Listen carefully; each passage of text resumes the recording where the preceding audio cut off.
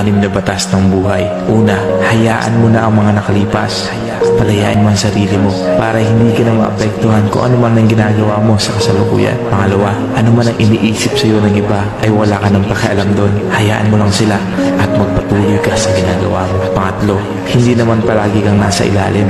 Malay mo baka bukas, umangat ka naman. Halos lahat ng bagay ay magiging okay pagdating ng tamang oras. At sigurado, pagtatawanan mo na lang ang mga nakalipas. Pang-apat, huwag mong ihugot sa iba ang kasiyahan mo. Hindi responsibilidad ng iba ang iyong kasiyahan, kundi ikaw lang. Ikaw lang ang magpapasaya sa sarili mo. Pang-lima, huwag mong ikukumpara ang iyong sarili sa iba at huwag mo silang husgahan. Hindi mo alam kung ano ang kwento ng buhay nila at kung ano-ano ang kanilang mga pinagdaanan at ang lakbay na kanilang tinatahak. Pang-anim, humiti ka lang o tumawa ka. Hindi naman ganun kahaba ang buhay para problemahin mo ang sarili mo araw-araw. Enjoy mo lang ang buhay.